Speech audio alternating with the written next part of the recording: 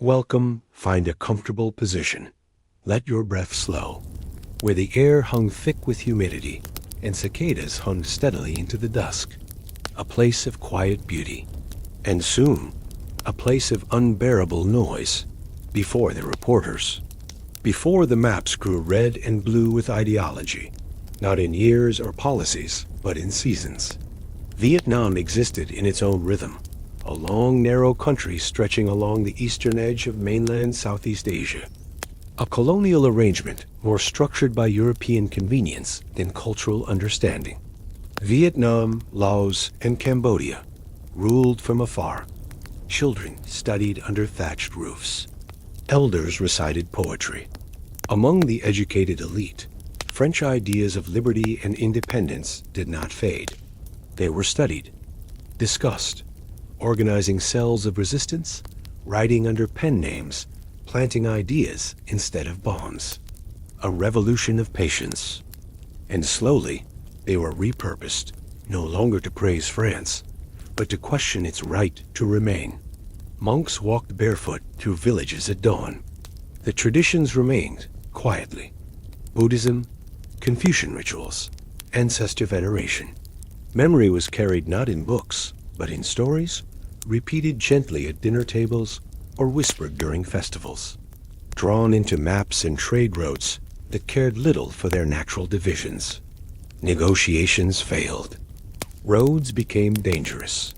Families moved deeper into the countryside, but still rice was planted. Still prayers were said, where French forces dug in, confident in their superiority. But the Viet Minh surrounded them, laid siege, waited. In May 1954, the French surrendered, and with it, their hold over Vietnam collapsed. The past had taught them how to bend without breaking. Clashes escalated, and a new war, the First Indochina War, began. But for those living in Vietnam's villages, war was not new. Of soldiers. But the ground was dry, where the conflict became harder to ignore, and where Vietnam, long shaped by foreign ambitions, began to stand at the center of the world's attention, not by design, but by consequence, of new weapons, of alliances and promises from faraway capitals. It simply arrived again. The Japanese moved in, not to liberate, but to control. They allowed French officials to remain, but the power had shifted. French troops, unfamiliar with the terrain, struggled against guerrilla tactics. The Viet Minh, supported by Chinese communists, knew the hills, the forests, the streams. They moved lightly. They struck quickly. World powers gathered to determine Vietnam's fate, not with the voices of Vietnamese at the table, but with maps and pens. It was decided that Vietnam would be divided temporarily at the 17th parallel. North of it, Ho Chi Minh's government would rule. South of it, a separate regime, backed by Western powers. It disappeared like mist. Across fields and families, was meant to last just 2 years. Elections would reunify the country. Now, Vietnam was squeezed between colonial rulers and imperial soldiers. Food became scarce. 2 Vietnams, not by choice, but by circumstance. 2 paths forward. 2 governments claiming to speak for one people. Rice was seized for war efforts. And the quiet peace between wars began to grow thin. Starvation swept across the north. Shaped like a dragon at rest, its mountains sleeping in the north, its tail winding toward the south, curving toward the warm sea. But not yet. Life, quietly, continued. Who had lived in Paris and Moscow, who had organized and written and waited. His name would become one of the most known of the 20th century, Ho Chi Minh. We begin far before the smoke and helicopters, before the front lines, before the war. In fields once rich with grain, they helped peasants in remote villages. And when Japan surrendered, and the French tried to return, Ho was ready. It is not often spoken of. It is not traumatic, but it is real. Let the room grow still. The present moment no longer demands your attention. His voice steady, his words translated from the American Declaration itself. All men are created equal ... But the moment was brief. They built administrative buildings in Hanoi, schools in Saigon, and churches on hillsides. But the wealth flowed outward. Rubber, rice, and opium enriched France. In the countryside, most Vietnamese remained poor, landless, taxed, and expected to obey. You've stepped into a quieter time, where history flows gently, like a current beneath the surface of sleep. Tonight, we drift toward a landscape once dense with forests, rice fields, and rivers.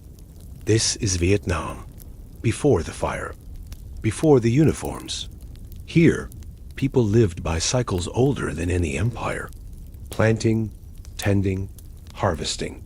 Small villages clustered around pagodas. Fishermen casting nets into the Mekong. Women in conical hats bending over rows of green rice paddies. Water buffalo moving slowly along the embankments. The scent of wet earth rising after monsoon rains.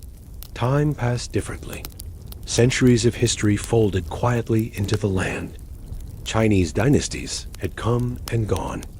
Colonial ambitions had passed through. Kingdoms rose and fell. But through it all, the people held on to something constant. The rhythm of the soil. The warmth of family. The stillness of the evening. A soft resilience that rarely made headlines, but shaped everything. In the early 20th century, Vietnam was part of French Indochina. The French brought railways, rubber plantations, and their language. Still, daily life persisted. Yet beneath this surface calm, something stirred. Nationalist movements began to form, first quietly, then with growing confidence. One man in particular emerged, a soft-spoken intellectual who had traveled widely. But for now, in the 1930s and early 40s, he worked quietly. In shadows, the Second World War changed everything. With France occupied by Nazi Germany, its hold over Vietnam weakened. Some say over 1 million died during the famine of 1945, not in war, not in battle, but in slow, dry hunger. And amid this suffering, Ho Chi Minh's movement, the Viet Minh, rose more boldly. They resisted the Japanese. They organized supply lines. On September 2, 1945, standing before a crowd in Hanoi, he declared Vietnam's independence. The French, unwilling to lose their colony, returned in force. Soldiers passed through. This first war lasted almost a decade. The climax came at Dien Bien Phu, a quiet valley turned battlefield, at the Geneva Conference. This line, drawn across mountains and rivers, but they never came. Instead, the division hardened. And beneath it all, the villages remained. The farmers planted. The children played. The monks lit incense. But in the shadows, new plans were already forming. American advisors arrived in Saigon. Supplies moved north and south. The wind through the rice fields, once undisturbed, now carried rumors. The fire had not yet begun. We will continue gently into the years where that quiet began to break. The history of Vietnam under French rule was not written only in treaties and maps, but in long days spent under sun-drenched fields, in the careful watching of unfamiliar uniforms. Piece by piece, France had laid claim, first in the south, in the Mekong Delta region, then the central lands of Annam, and eventually the mountainous north. Together with Laos and Cambodia, these territories were formed into a single structure, French Indochina, and in the gradual reshaping of a world that had once seemed quiet, rhythmic, and complete.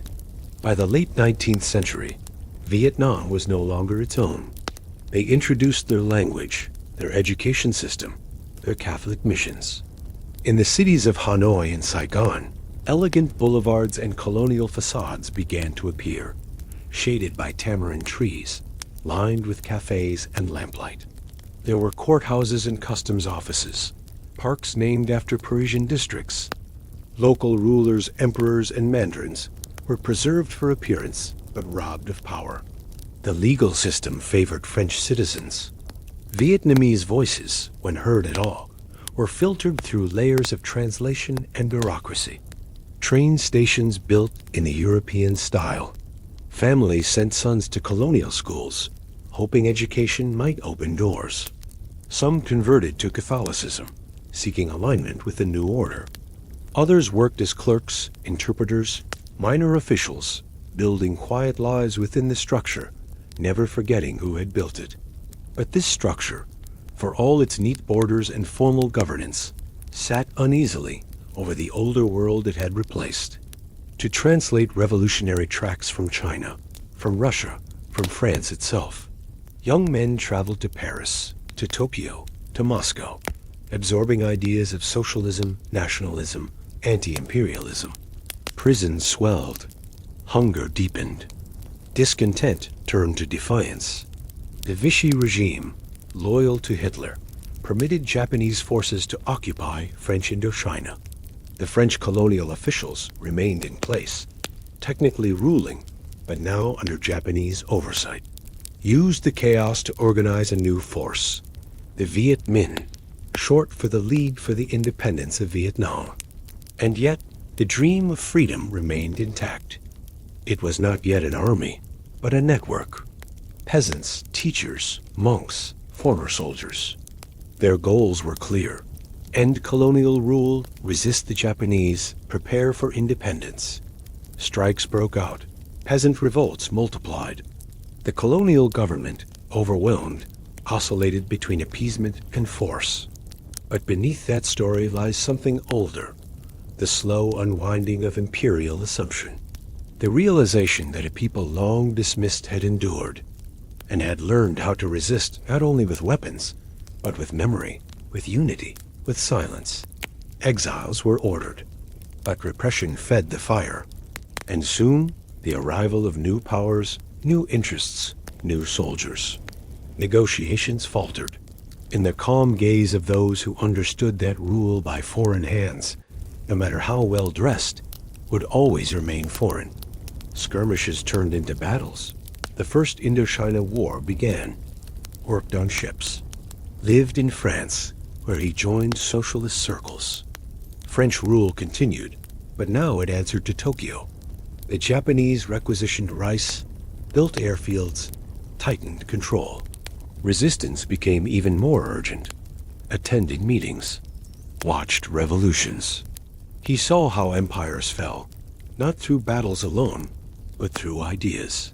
He understood the language of power, but also the language of the poor, declaring independence before a crowd in Hanoi as Japanese forces withdrew and the French plotted to return. And when he returned to Southeast Asia, it was not as a soldier, but as a quiet organizer. They returned not with weapons, but with notebooks. The French colonial administration brought roads, railways, and ports. Local uprisings flared in the late 19th century. Peasant rebellions, anti-tax movements, occasional attacks on French outposts. They were put down quickly, often harshly. Villages burned, a slow, grinding conflict. France with its artillery and aircraft. The Viet Minh with their resolve, their knowledge of terrain, their patience. It was not just a war of bullets. It was a war of waiting, of holding out, of living with less and giving more. A movement that would grow slowly, like a vine through stone. It was not just political. It was cultural, economic, personal. It spoke to the laborer in the field, the teacher in the village school, the vendor in the alleyway. Leaders executed. Yet the resistance never disappeared. It simply went underground. Vietnamese peasants, once tied to ancestral lands, now worked for export markets, their harvests flowing not to local markets, written into official documents, even taught in schools. But the Vietnamese were not uncivilized. Their culture was old, their poetry refined, their philosophies rooted in Confucian logic, Buddhist quietude, and local tradition. They did not need to be reshaped, only respected. But onto ships headed for Marseille. Taxes were collected not in rice, but in coin, forcing many to borrow and then fall deeper into debt. The rhythms of planting and harvest remained, but the meaning of those rhythms shifted. The hands that worked the soil no longer owned its bounty. But in the countryside, where most of the Vietnamese lived, life was changing in other ways. French landowners, often absent, held vast tracts of rice-growing territory. Beneath the formal politeness of colonial rule, resentment took root. The French viewed their role as civilizing. A word spoken often, but respect rarely came. French administrators often viewed the Vietnamese as second class, even when they were educated in French schools. Opportunities for advancement were few. Still, many adapted, but others resisted. Resistance, at first, was scattered. By the early 20th century, a new kind of opposition emerged, less spontaneous, more organized. Intellectuals began to write. Among them was a man born as Nguyen Sinh Kong, later known to history as Ho Chi Minh. He traveled widely. In 1930, Ho founded the Indo-Chinese Communist Party. France responded with crackdowns. During the 1930s, as fascism rose in Europe and Japan grew more aggressive in Asia, Vietnam stood between storms. The global depression hit rice prices hard. Then came war. In 1940, Nazi Germany overran France. For the Vietnamese, this dual colonialism was suffocating. Ho Chi Minh and his allies. By the time World War II ended in 1945, Vietnam was exhausted. Starvation had killed hundreds of thousands. Villages were broken. Ho Chi Minh stepped forward. The French did return, with soldiers, weapons, and assurances. They offered autonomy, then delayed it. It would last nearly a decade. The French believed they could restore control. The Viet Minh believed they had already won it. And then, in 1954, at Dien Bien Phu, the illusion of colonial permanence collapsed. The battle is often told as a military event. Trenches, firepower, surrender. After that, French Indochina was no more. But independence, for Vietnam, did not bring peace. It brought a line drawn across its body, a temporary division, a promise of elections. But before we go there, before the helicopters and the jungle patrols, we pause. The seeds of resistance had been planted long ago, in rice fields taxed too harshly, in poems whispered quietly in colonial schools. When the guns fell quiet in 1954, it was not the peace of resolution, but the stillness between storms. At Dien Bien Phu, the final French stronghold had collapsed under the weight of months-long siege, and with it, the colonial grasp on Vietnam gave way. But no single hand caught what fell. Thin on the map, thick in consequence. The 17th parallel, near the village of Ban Hai, would divide the country. To the north, the Democratic Republic of Vietnam, led by Ho Chi Minh, backed by the Soviet Union and the People's Republic of China.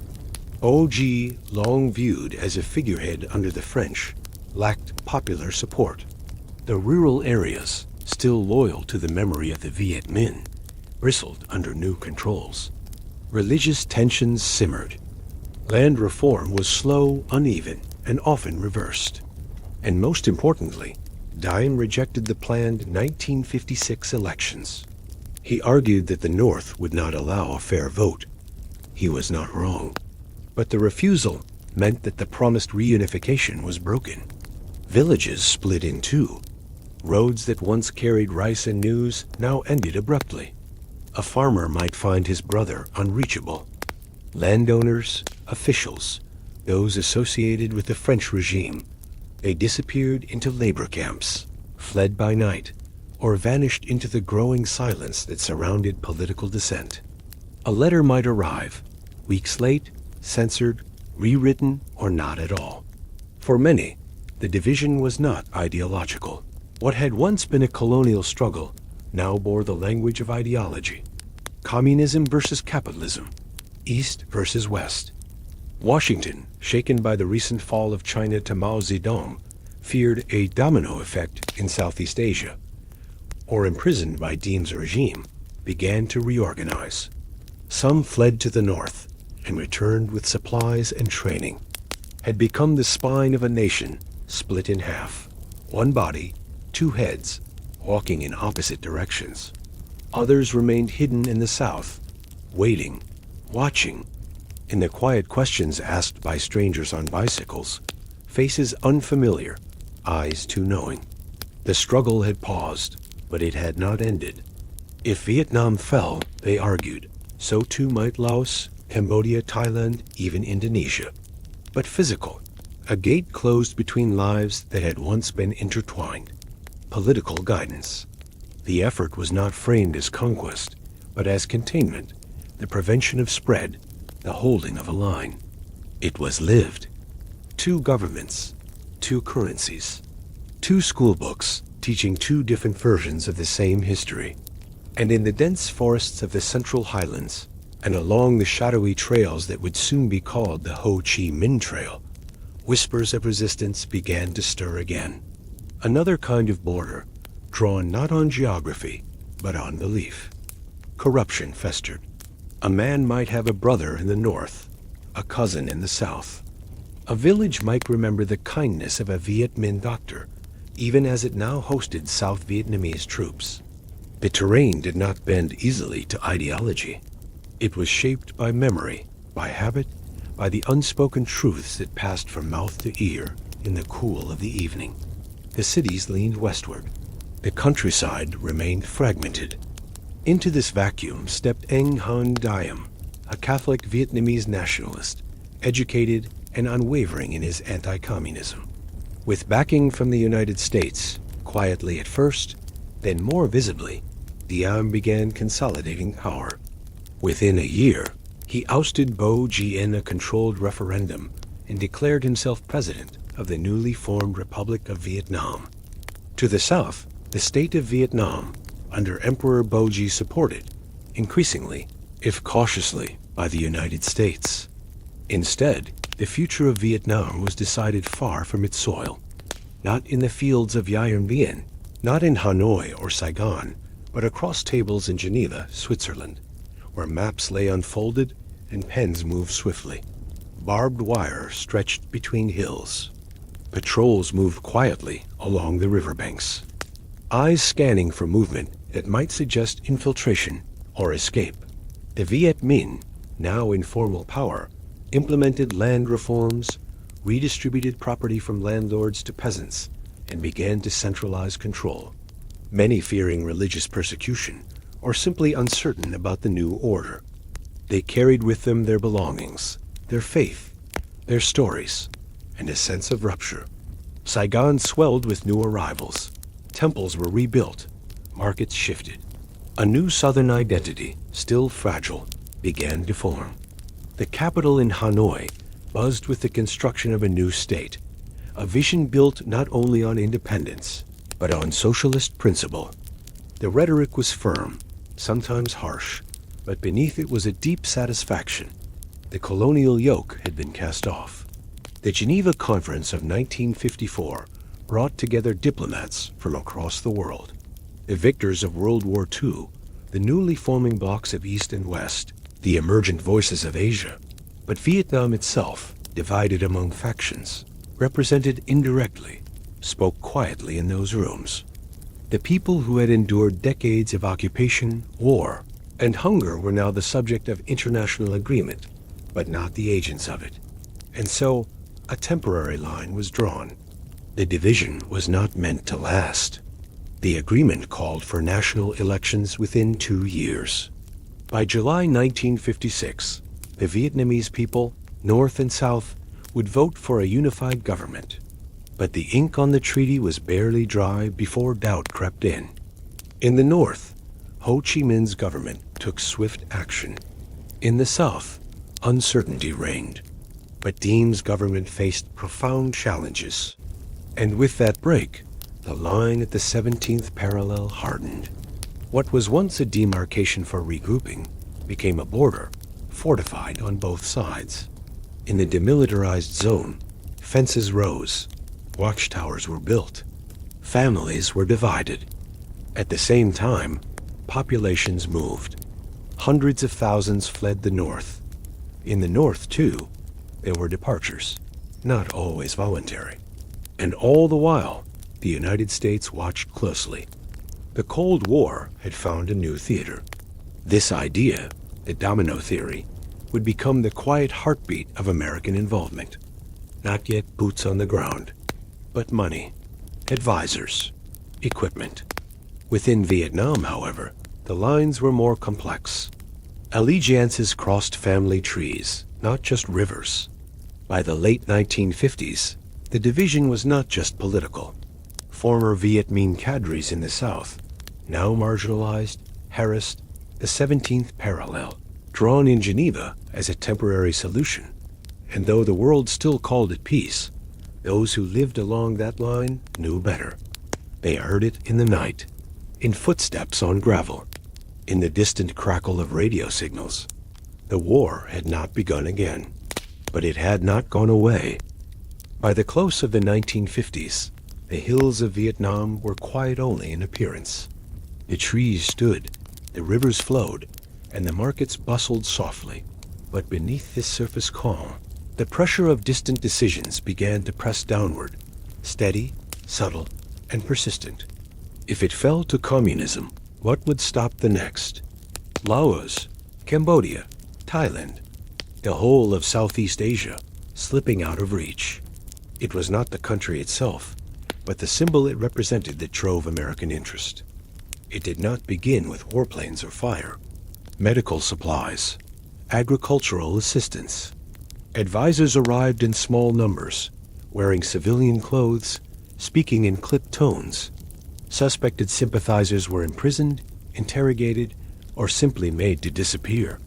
New programs, Agrovilles, relocated thousands into government-controlled settlements, designed to sever the people from guerrilla influence. But in the process, trust frayed, collecting intelligence, assessing risks, advising on internal threats. American-made rifles began to appear in the hands of the Army of the Republic of Vietnam. American training manuals, American field tactics, American military philosophy, all became woven into the young Army's identity. The roots of community were pulled up, and the seeds of future rebellion were scattered. Their role, at first, was to support the fledgling South Vietnamese government under President Anh Hoan Diem, to help build an army. Promotions were based on loyalty to the regime, not merit.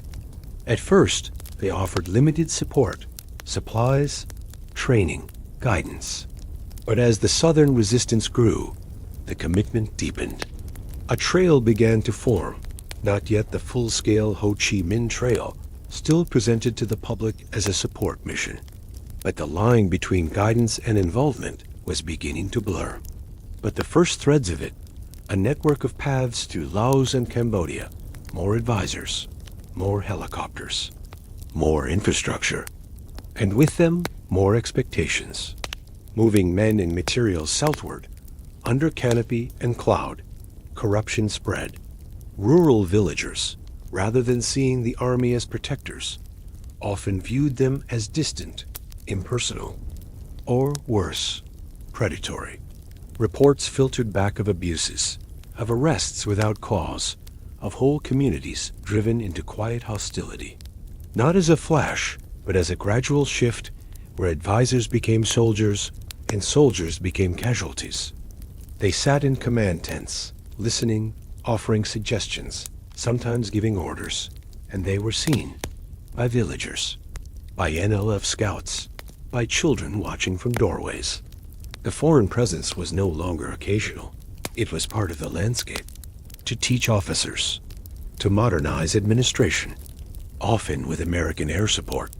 The spiral had begun, but the roads nearby now echoed with new sounds, the hum of American jeeps, the rotors of helicopters.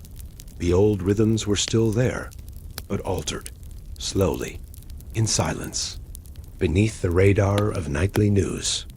Not soldiers, not yet, but teachers, technicians, consultants. To expand would be to invite a broader conflict, so they stayed and watched, and prepared. Some disappeared. Others fled north. But many stayed. They waited. And slowly, they began to regroup. It began with briefcases. The NLF presented itself as a broad coalition, not simply communist, but nationalist, anti-imperialist, representing farmers, workers, and intellectuals. Their message was simple: reunify the country, end Dime's repression, resist foreign control. But even in those early years, American influence began to shape the structure of the Southern regime, with quiet meetings, with advisors and cables, and the low hum of foreign policy spoken in the language of strategy. The United States had been watching Vietnam with growing interest since the end of the Second World War. At first, it had been a matter of distant observation. The French struggle to reclaim their colonial foothold was viewed with caution, complicated by America's own anti-colonial rhetoric and its Cold War anxieties. But after France's defeat at Dien Bien Phu, a new equation took hold in Washington. To policymakers in the Eisenhower administration, Vietnam was no longer a colonial matter. It was now a potential trigger, the first domino. And so, with France's departure, the United States began to move into the vacuum, quietly, methodically. It started with aid, trucks, radios. By 1955, the Military Assistance Advisory Group had been formally established in Saigon. Its numbers were small. Its mission, officially, non-combat. Diem, a devout Catholic in a predominantly Buddhist country, ruled with intensity and an uncompromising vision. He saw himself as a moral leader, a bulwark against communism and disorder. But his methods were rigid. He centralized power, sidelined rivals, and created an intricate web of family influence. His brother, Ang Han Nu, oversaw internal security. His sister-in-law, Madame Nu, became a de facto spokeswoman, sharp-tongued and bold. Rural areas, many still sympathetic to the Viet Minh legacy, were subjected to anti-communist sweeps. Village elders were replaced. And through all of it, American support deepened. From 1954 to 1960, U.S. financial assistance to South Vietnam grew exponentially. American officials visited regularly. CIA agents worked quietly alongside their South Vietnamese counterparts. But even in these early years, cracks began to show. The ARVN, though increasingly well-equipped, remained politically compromised. Meanwhile, in the countryside, a different force was forming. Disillusioned Viet Minh in the south, many of whom had been promised safety under the Geneva Accords, were harassed, monitored, or detained.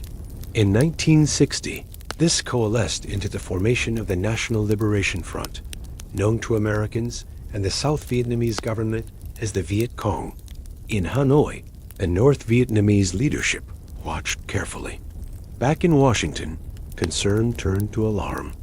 By the end of Eisenhower's presidency, there were over 900 American military advisors in South Vietnam.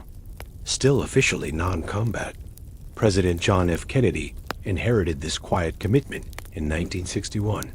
He increased support dramatically. And yet, no declaration of war. It was not yet called a war. It was assistance, stabilization, counterinsurgency. But in the provinces, the distinction meant little. American advisors rode in Vietnamese trucks. They ate in Vietnamese mess halls. In the jungles, the NLF attacked outposts, cut supply lines, disappeared into thickets. In response, the ARVC Stern destroy missions, the Americans, committed in principle, now found themselves tethered in practice. To withdraw would be to risk collapse. In the rice fields, farmers bent to their work, as they had for generations. The war, though not yet declared, had already begun to breathe. From here, we will move carefully into the fog of escalation. By the early 1960s, the rhythm of American involvement in Vietnam had settled into a pattern, one of steady, quiet expansion. each new step justified by the last, each decision framed as necessary, temporary, and reluctant. And yet, the path was not backward. It was forward, toward something deeper, more consuming. His harsh crackdowns on dissent, especially among the country's Buddhist majority, American advisors whispered concerns. Diplomats reported tensions. In November of 1963, with quiet backing from segments of the U.S. government, a coup unfolded. Diem and his brother Nhu were captured and killed. But because of what it allowed, their deaths were not planned. Off the coast of North Vietnam, it was approached by North Vietnamese torpedo boats. He presented the incidents as deliberate attacks on U.S. naval vessels, unprovoked and aggressive. Within days, Congress passed the Gulf of Tonkin Resolution, granting the president broad authority to use military force in Southeast Asia without a formal declaration of war. A skirmish followed. Shots were fired. But it marked the turning point. The war was now fully Americanized. What had begun as aid, an advisory presence, had become direct engagement. Damage was minimal, but the encounter was reported as an act of aggression. Napalm and defoliants, including Agent Orange, were deployed to strip forests bare, to expose enemy positions. The jungles, once impenetrable and lush, began to change, scorched, silent, emptied, framed as defenders of airfields, not aggressors. But their numbers grew quickly. By year's end, over 180,000 American troops were in Vietnam. Measure success not by territory gained, but by body counts. Kill more than the other side can replace. The math of war replacing the meaning, or so it was said. The tide had not yet turned. Reported another attack, this time at night, in rough seas, with radar readings uncertain. Just enough to secure the South. Just enough to protect democracy. Just enough to buy time. They attacked from the shadows, disappeared into the population. Fields burned. The rivers still rose. The land remained indifferent. And the line between enemy and innocent blurred beyond recognition. American firepower, superior in every measure of technology, could not find a stable target. The jungle absorbed everything. The incident was murky. No confirmed visual contact. Conflicting interpretations. Every house a potential hideout. The media presented it as a necessary stand against communism. The Cold War lens colored every report. But murmurs of concern began. Protests. Questions. Mothers writing letters. Students gathering on campuses. Every rice paddy, every road, every footpath. A possible ambush. But within hours, it was treated as fact. President Johnson authorized Operation Rolling Thunder, a sustained bombing campaign against North Vietnam. Bridges, roads, supply lines. Industrial sites. Power stations. Targets selected to weaken Hanoi support for the southern insurgency. But they were accepted, and with them, South Vietnam entered a new period, leaderless, unstable, and increasingly dependent on American structure. Sparked protests and self-immolations that stunned observers, monks sitting silently in Saigon intersections, setting themselves alight, unmoving, their faces calm, even as flame consumed them. These were not gestures of violence, but of warning. By the end of 1964, there were over 23,000 military personnel in Vietnam, still called advisors, still framed as supportive, but more heavily armed, more often exposed to combat. American pilots flew sorties in support of the RVN ground forces. American helicopters ferried troops into jungle clearings. And American casualties, once rare, began to appear with greater frequency. And the warnings went unheeded. The war had not yet been named as such, but it was being lived. In the dense forests of the Central Highlands, in scattered outposts, Johnson, a man deeply aware of both domestic politics and the weight of legacy, did not intend to be the president who lost Vietnam. His advisors urged continued support. Military leaders reported worsening conditions. Intelligence showed the growing power of the National Liberation Front in the South, supported ever more openly by the government in Hanoi. In quiet villages where loyalty was unclear and fear hung like morning mist. In the offices of Saigon and the Situation Rooms in Washington, the questions grew louder. How long could Diem hold on? How much aid was enough? And what would happen, politically and publicly, if the South were to fall?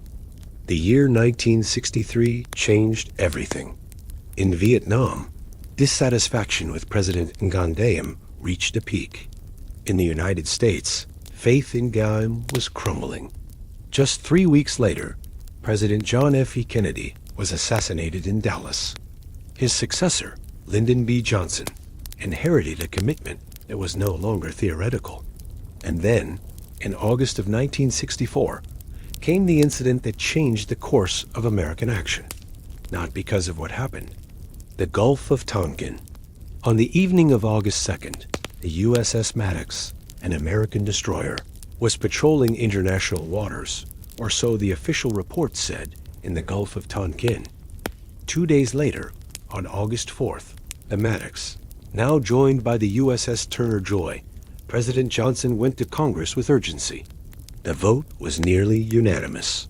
And so, with legal backing and public support, the United States crossed a threshold. American forces began to increase. In early 1965, after a Viet Cong attack on a U.S. airbase at Pleiku killed 9 Americans and wounded dozens, the operation was long, costly, and ultimately ineffective in breaking the North's resolve. That same year, the first major deployment of American ground troops arrived. March 1965, U.S. Marines landed at Da Nang, not with secrecy, but in daylight, photographed, broadcast. With them came the full machinery of war. Convoys of tanks and trucks wound through unfamiliar terrain. Field bases were carved out of hillsides, and yet the enemy remained elusive. The Viet Cong did not fight conventionally. They moved at night. They used tunnels, camouflage, local knowledge. In the cities, the war was distant. In the villages, it was constant. Every man of fighting age could be suspect. The American strategy became one of attrition. Wear the enemy down. But beneath the numbers, the human cost rose. Civilian deaths mounted. Villages were bombed. Back in the United States, early support for the war remained strong. Yet in 1965, it was still early. The escalation was framed as limited, necessary, temporary. But time in Vietnam did not bend to foreign strategy. The rain still fell, and the war, now named and fully underway, had only just begun. While soldiers moved through the jungles of Quang Tro and the Mekong Delta, while helicopters lifted off in clouds of dust from bases in Pleiku and Da Nang, another kind of war was unfolding far from the rice paddies of Vietnam. One quieter, less defined by guns or maps, but just as enduring. This war was fought not in battlefields, but in living rooms. Each month, local draft boards across the country compiled names, selected by lottery or status. For some, the call to serve was met with resignation or even pride. Others felt fear, and increasingly, many began to question. Mothers holding photographs of sons already lost. The media, allowed wide access to the conflict, began to broadcast scenes from Vietnam directly into American homes. Images of villages burning, children running from napalm strikes, soldiers wounded, dazed, covered in dust and blood, their eyes unfocused. The earliest protests were often met with confusion, even hostility. They were stories of endurance, of suffering, of confusion. Not everyone opposed the war. Many Americans supported it strongly, especially those with family in the military. A father might believe in the war's purpose. His son might protest it. A mother might tape a gold star in her window while her neighbor marched for peace.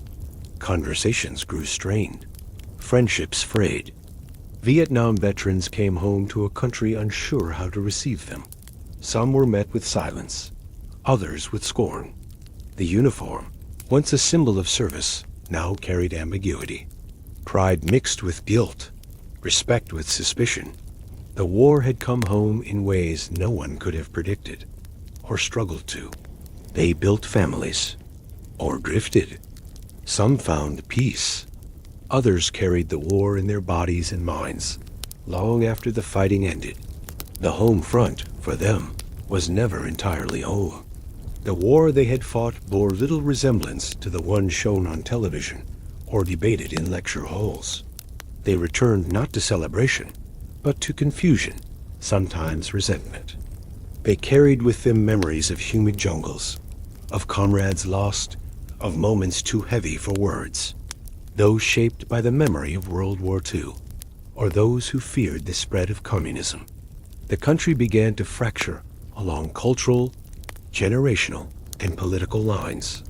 The war, for many watching from home, became harder to understand and harder to justify. Why would anyone oppose a war against communism? More battles fought, yet victory remained elusive. The enemy could not be drawn into decisive combat. The terrain remained resistant. And the strategy, search and destroy, pacification, body counts, began to show its limitations. Why criticize American soldiers? A war that asked not just who was winning, but what winning meant, and who, if anyone, would ever know when it was over. Some complied, others resisted. Thousands fled to Canada or Europe, living in quiet exile. Others faced jail time. A few chose to serve not with weapons, but with conscience, as medics, chaplains, or conscientious objectors, helping without harming. Each path came with judgment. Every choice, a burden. Marshes in Washington, D.C., drew thousands, then hundreds of thousands. Signs bore slogans. Make love, not war. Hell no, we won't go. Bring them home. Officials in Washington spoke of progress, of light at the end of the tunnel, of success measured by body counts and captured weapons. But the images from Vietnam told another story, of stalemates, of ambushes, of a countryside that did not seem to welcome liberation. Draft cards were burned in public squares. Students held teach-ins. Musicians wrote songs, not of glory, but of grief.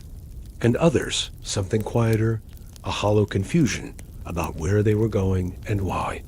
Assigning young men to service.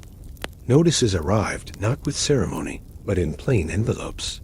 Report here, at this time. Bring nothing but what is listed.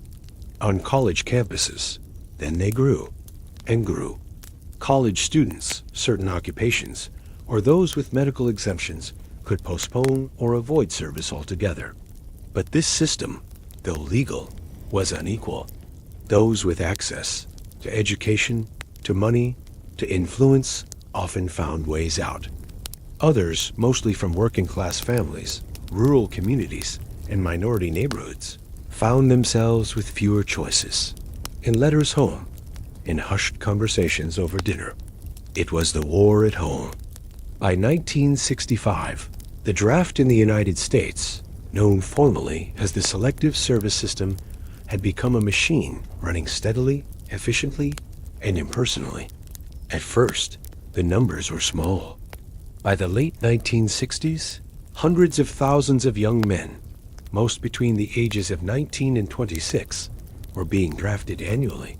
For many, deferments delayed the inevitable. It was a war that many had not chosen. In cities and towns across America, protests began, at first small, scattered, groups of students gathering quietly, clergy organizing vigils. But slowly, the questions deepened. These were not stories of triumph. By 1967, the anti-war movement had taken root. College campuses became centers of debate and dissent. There were tensions, too. Trust in government began to erode. Families were divided by more than distance. The draft continued. Meanwhile, returning veterans encountered a different kind of battlefield. Unlike their fathers, who returned from Europe to parades and honors, for many veterans, the adjustment was difficult. And so, many did not speak. They found work. Back in Vietnam, the war ground on. More troops arrived. In 1968, everything would change again. But in these middle years, between arrival and awakening, the war lived in two worlds. In the steaming green of Vietnam, where the forest whispered and the rivers carried stories. And in the suburbs and cities of America, where television flickered and suns left quietly in the night. It was a war not only of ideology, but of perception. In Vietnam, war did not arrive in lines and fronts. It did not march openly across fields, nor unfold in battles with beginnings and ends. It emerged like fog, slow, creeping, silent. It moved through trees and tunnels, appeared in places once thought safe, but honed over decades, sharpened by experience, and deeply rooted in the land itself, and vanished before it could be caught.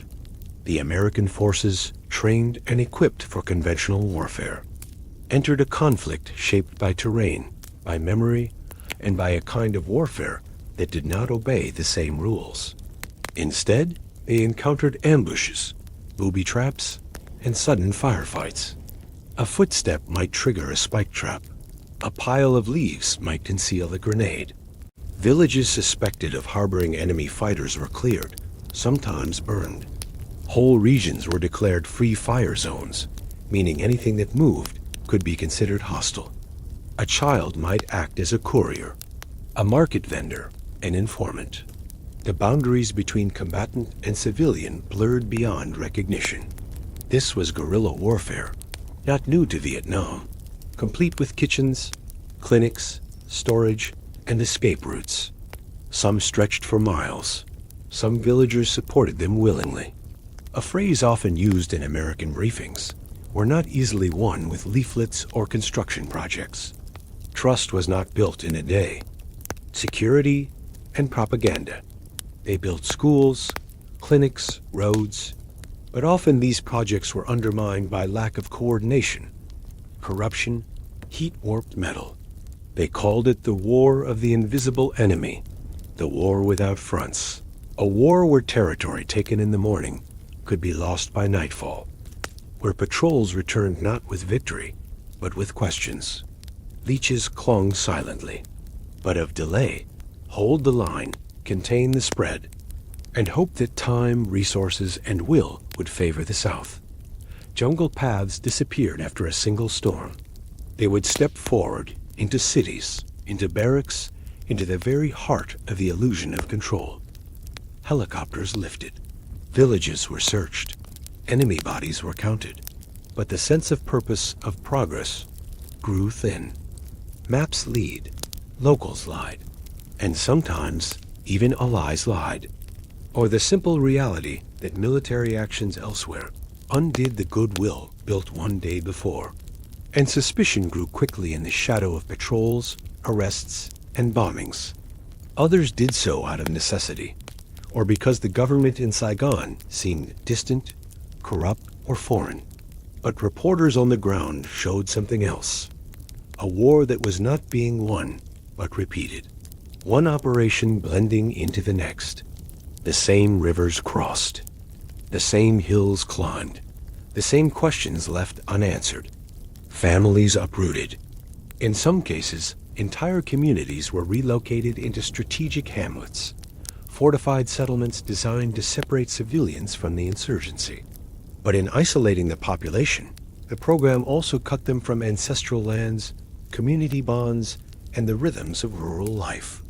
Troops could vanish below the earth and reappear days later in another province. The tunnels were narrow, often booby-trapped, and laced with secrecy. American troops who entered them, the tunnel rats, faced suffocating darkness, unknown layouts, and the constant risk of sudden death. The National Liberation Front, known in the West as the Viet Cong, were not a traditional army. They had no tanks, no air force, no uniforms in the conventional sense. They were farmers by day, fighters by night. Reports were compiled, tallies submitted, often inflated or estimated. The pressure to show results led to exaggerated figures. Civilians killed in crossfire were sometimes counted as enemy combatants. Villages raised in confusion were written off as tactical victories. The war became not just a physical struggle, but a statistical illusion, where numbers replaced meaning and where success was defined in spreadsheets, not in stability. They knew the names of the rivers, the shade of the trees, the softest point in the rice field dikes where a tunnel entrance could be concealed. And most importantly, they were fighting on their own ground, functioned like veins beneath skin, concealed, resilient, always shifting. It was bombed constantly. Thousands of sorties were flown. Hills were cratered. But the trail endured. Repairs were made overnight. Detours constructed in days. The jungle, though damaged, absorbed the blows and returned to silence. American strategy in the early years of escalation rested on overwhelming force, superior firepower, technology, and mobility. Helicopters, fast-moving and versatile, became the backbone of American operations. They lifted troops into clearings, extracted them under fire, carried supplies through dense terrain where roads could not reach. Alongside them flew aircraft armed with bombs, napalm, and defoliants intended to strip away cover, to expose hidden camps, to clear paths through the jungle. Yet even the air could not see everything. The Ho Chi Minh Trail, a network of paths and supply routes stretching from North Vietnam through Laos and Cambodia into the south. On the ground, American troops faced a kind of war that drained rather than broke. There were few large battles. To respond, American commanders adopted a doctrine of search and destroy. Identify suspected Viet Cong strongholds, engage, eliminate, and withdraw. But the metrics of success were deeply flawed. Victory was measured not in territory gained, but in body counts, the number of enemy killed. And all the while, the Viet Cong adapted. They dug tunnels, entire networks, beneath the ground. The Viet Cong also relied on local support, often gained through long-standing relationships, shared language, and a deep understanding of fear and loyalty. The hearts and minds of the people in response to the guerrilla threat, the U.S. and South Vietnamese governments initiated pacification programs, efforts to secure rural areas through development. Villages were displaced. And so, while the American war machine moved with power and precision, the guerrilla war moved with memory and adaptation. To fight in Vietnam was not only to battle an enemy, but to navigate a landscape that resisted every calculation. Rain-soaked radio equipment. The frustration of this war began to settle into the minds of commanders and soldiers alike. And yet, the mission continued. Missions were planned. Back in the United States, television continued to bring the images home. Interviews with soldiers showed weariness, not certainty. Generals spoke of progress. And so, the American strategy in Vietnam became, over time, not one of victory, but time, like the jungle, did not cooperate. And in early 1968, that quiet rhythm would be shattered. The enemy would no longer wait in shadows, and the world would be watching. By the beginning of 1968, the war in Vietnam had settled into a strange, almost cyclical pattern. Operations were launched. Villages were cleared. Helicopters returned to base. Reports were filed. North Vietnamese and Viet Cong forces launched a coordinated assault across more than 100 towns and cities in South Vietnam. It was the beginning of the Tet Offensive, named after the Tet holiday, a Vietnamese Lunar New Year, a time traditionally reserved for family, rest, and ritual. For months, they had been told the enemy was weakening, that the insurgency was nearly crushed. The Perfume River, which once wound quietly through the city, now flowed past ruins. That the war was being won. And yet, The images on the television screen showed something very different. A bold, coordinated enemy moving with confidence in places once considered safe. Body counts were tallied. Hue, the ancient imperial capital of Vietnam, known for its citadel and temples, was held by North Vietnamese forces for nearly a month. House by house, street by street, American and South Vietnamese forces fought to retake it. The city was devastated. Thousands of civilians were killed, some in the crossfire, some in mass executions carried out by the North. And yet, no decisive victory emerged.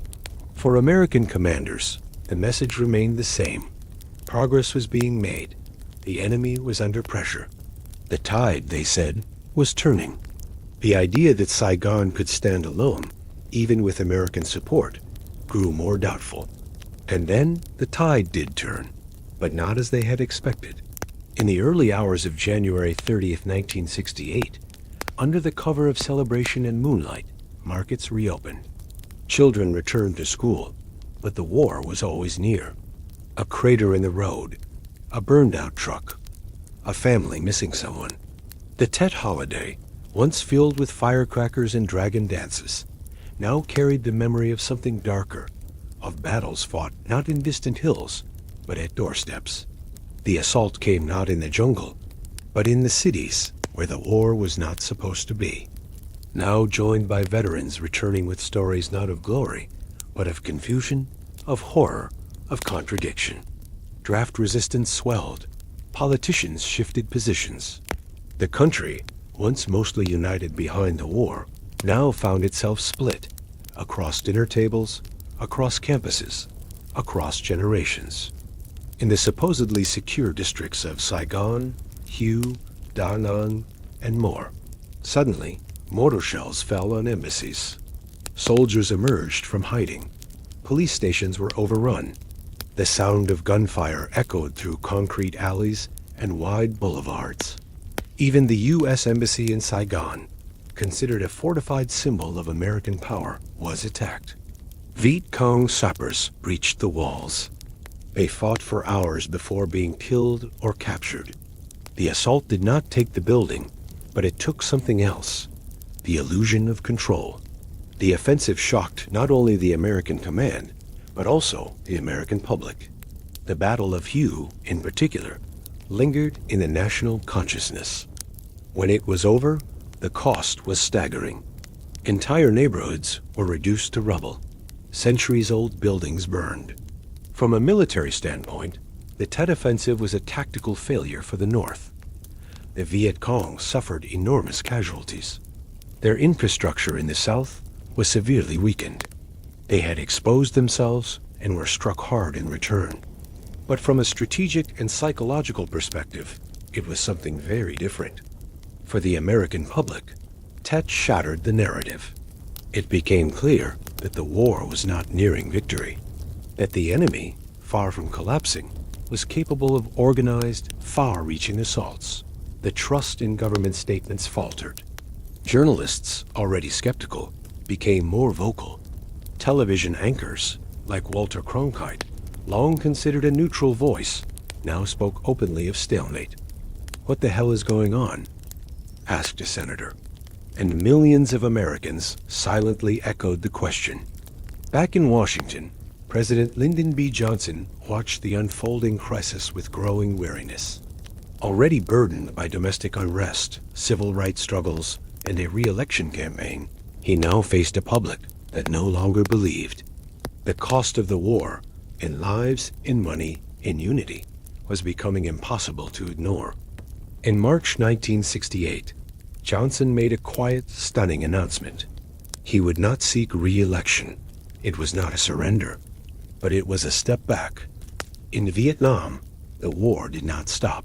For the North Vietnamese and the Viet Cong, Tet had been costly, but they had proved a point that time was on their side, that the American will, so critical to the war effort, was beginning to bend.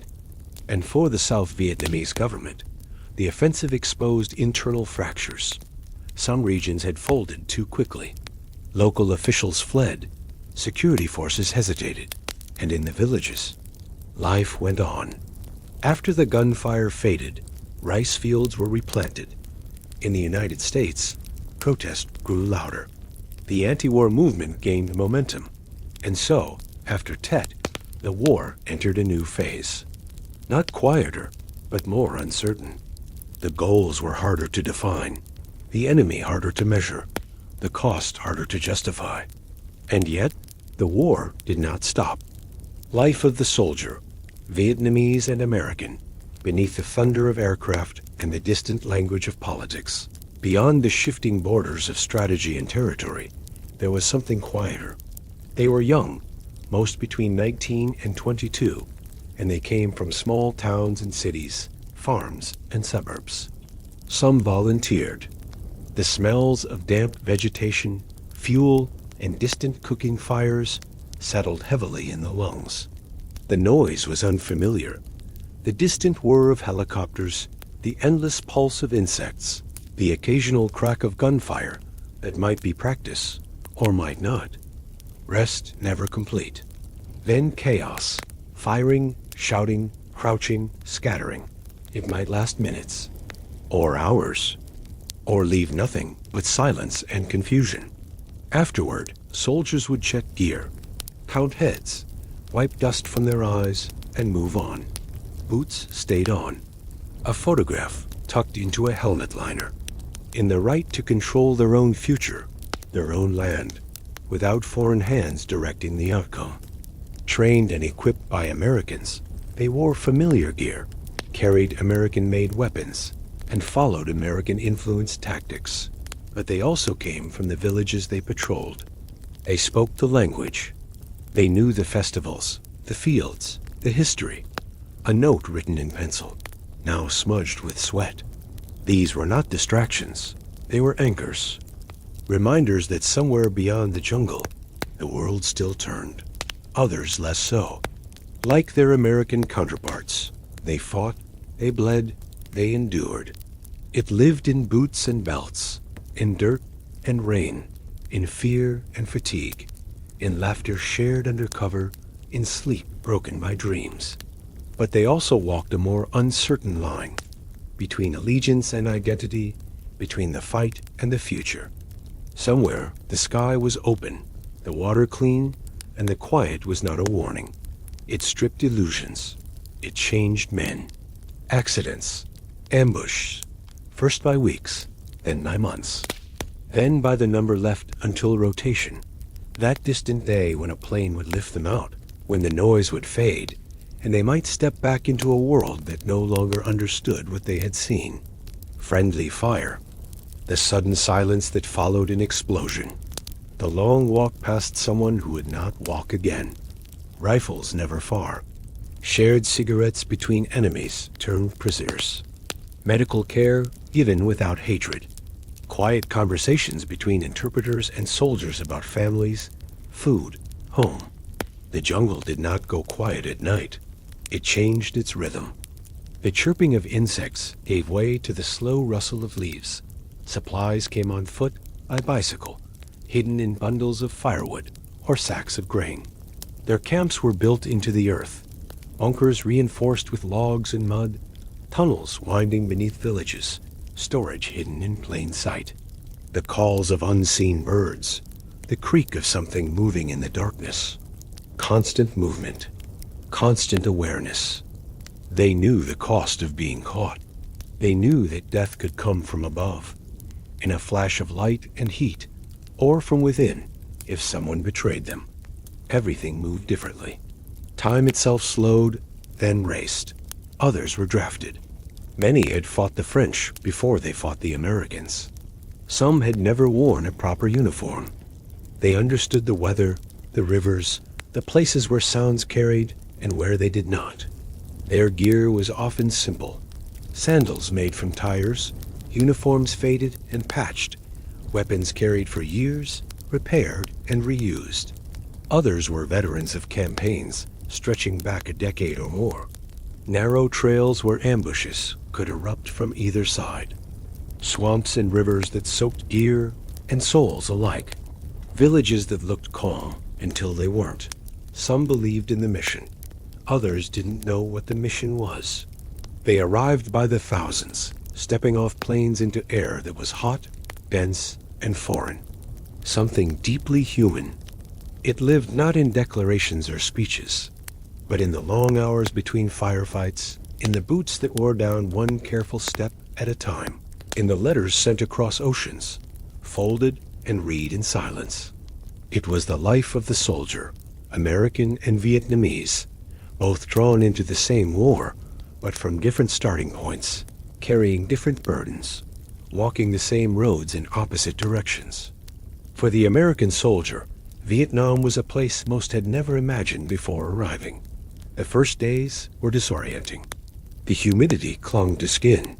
Training had prepared them for combat, but not for the particular reality of Vietnam's terrain. Thick jungles where visibility ended at arm's length.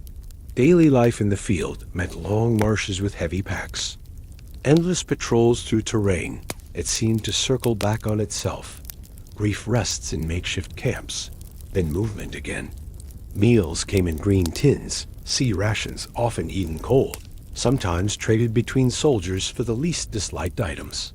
Spam, crackers, instant coffee in little paper envelopes. Sleep came in shifts. Combat, when it came, was rarely expected. A sudden burst of noise. A figure glimpsed between trees. Letters from home were precious.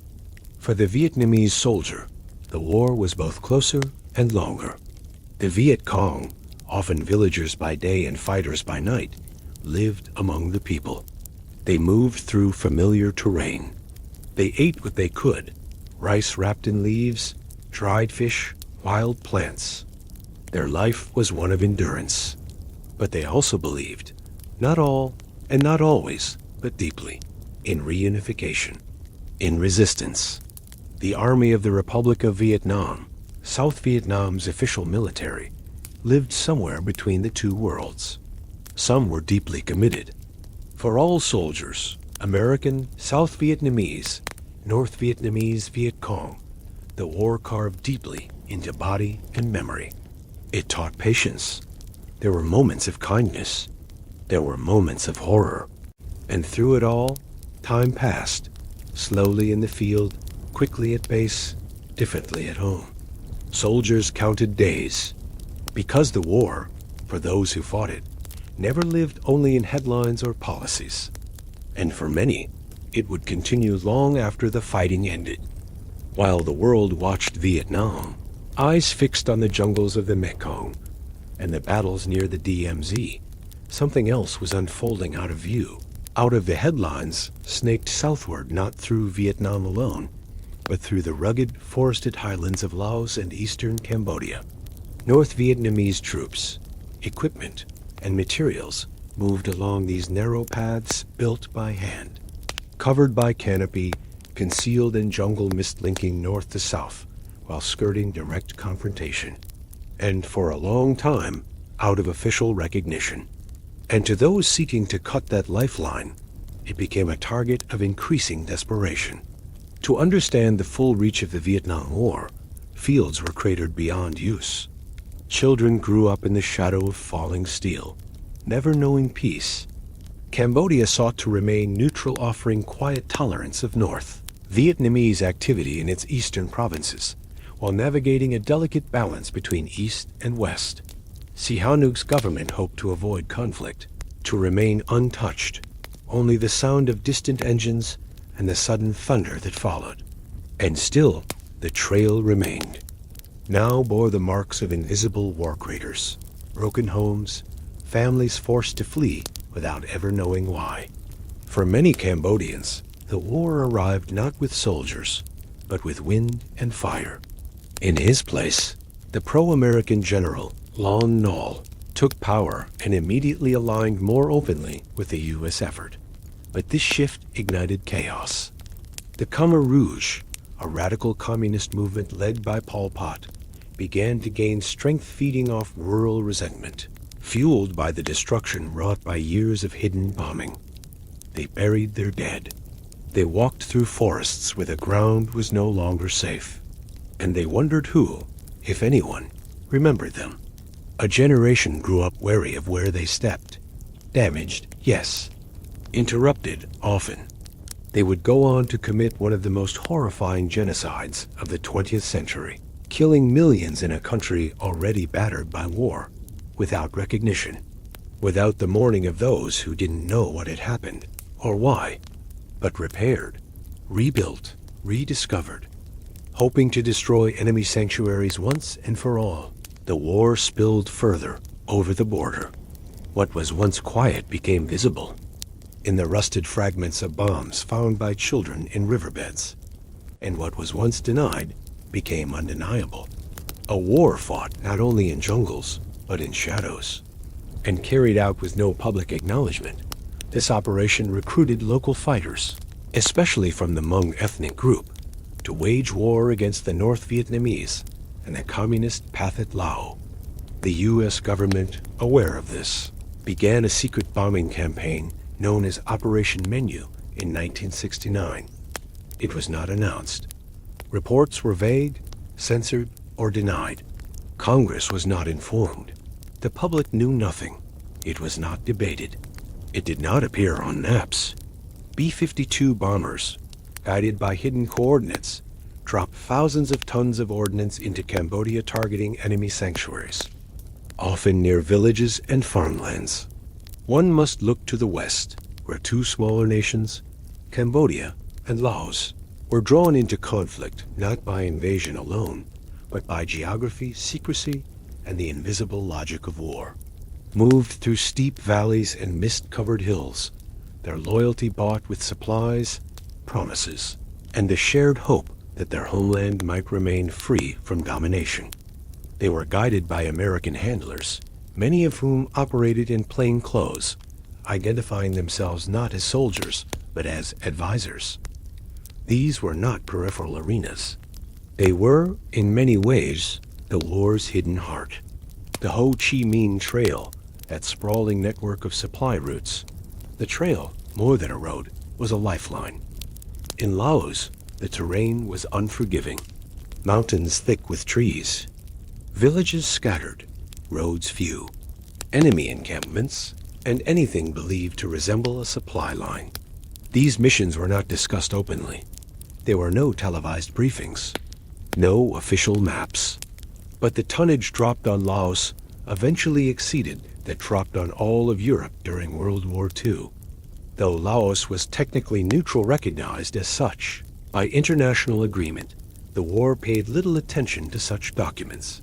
In secret, the CIA launched a vast covert operation, trained in silence, funded through back channels. These fighters, many of them farmers turned soldiers. At the same time, American bombers flew missions day after day carpet bombing suspected trail areas. It was called the Secret War. Villages vanished in the night. In Cambodia, the story was different, but no less shadowed. Under the rule of Prince Norodom Sihanouk, but neutrality is fragile when war surrounds it. North Vietnamese forces used Cambodian territory to rest, regroup, and move supplies. The official narrative remained silence. The Cambodian countryside, quiet for generations. By 1970, that silence broke. A coup in Cambodia deposed Sihanouk. And as the U.S. and South Vietnamese armies launched incursions into Cambodian territory, for the people of Laos and Cambodia, the war was never declared, but it was lived. They watched the sky.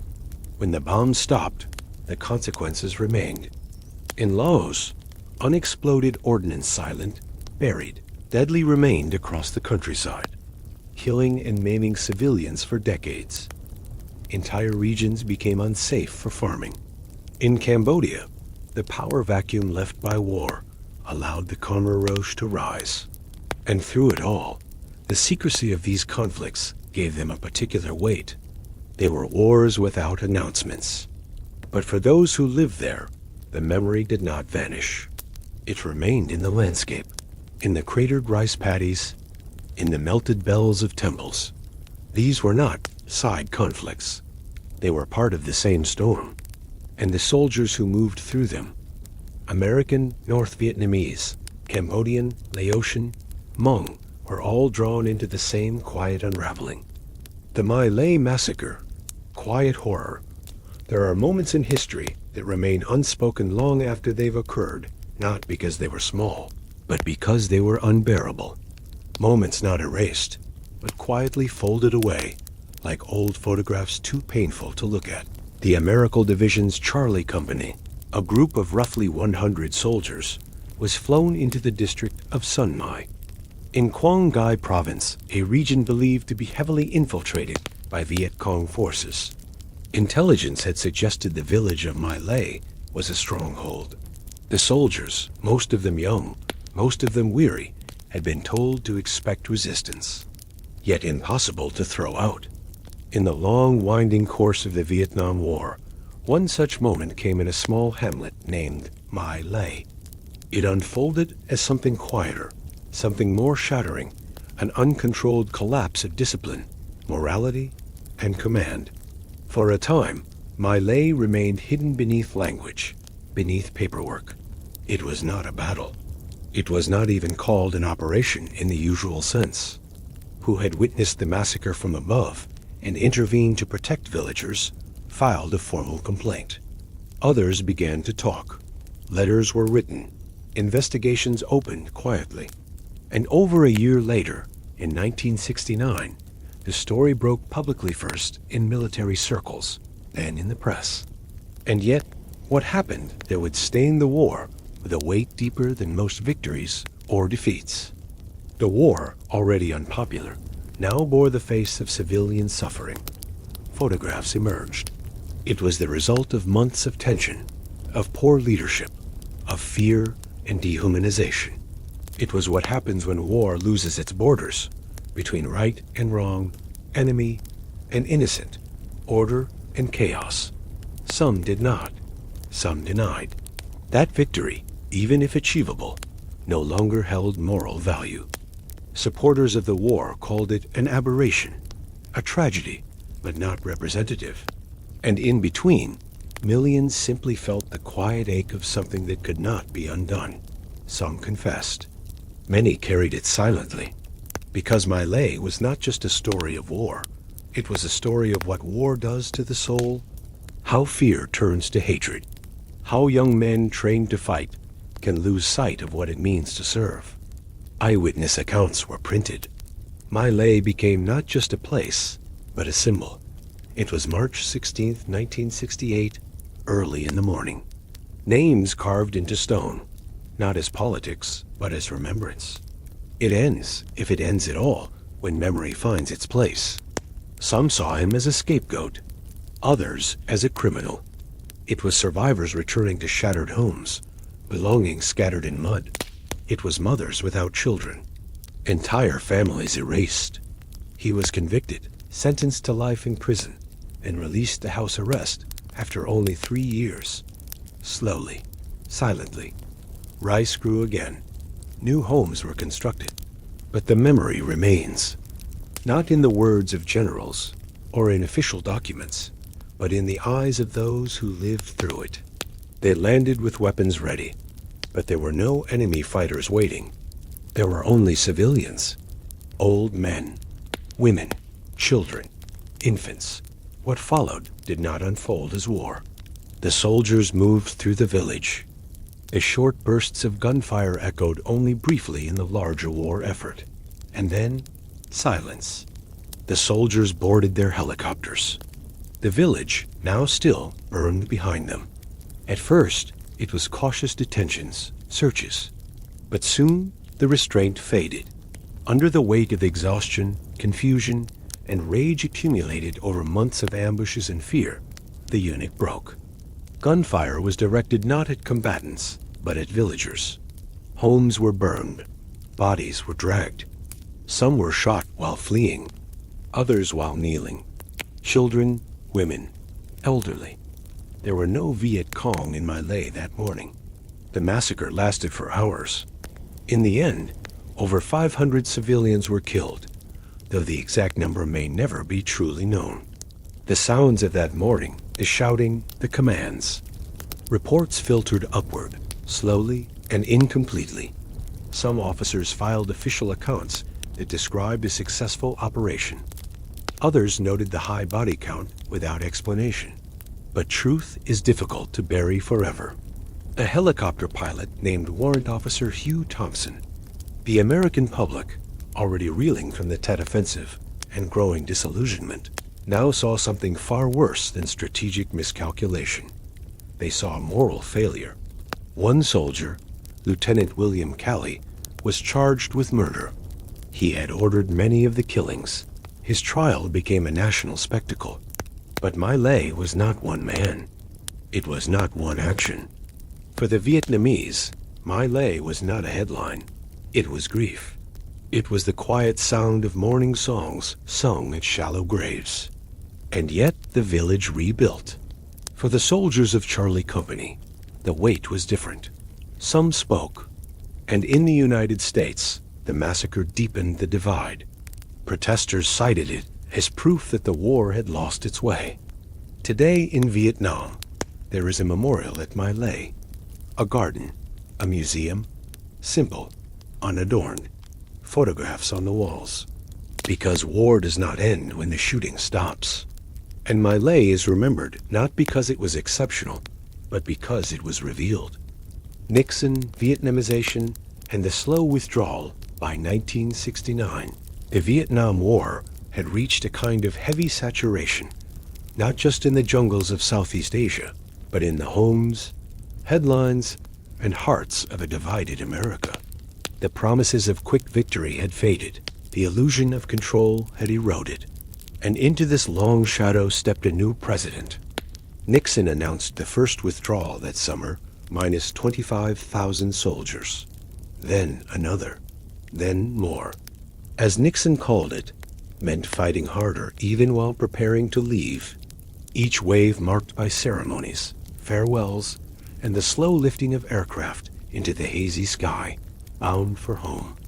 Offering a new plan, a new vocabulary, and the suggestion of an end. Morale faltered. The sense of purpose, already weakened by years of stalemate, gave way to something else, a waiting game, for rotation dates.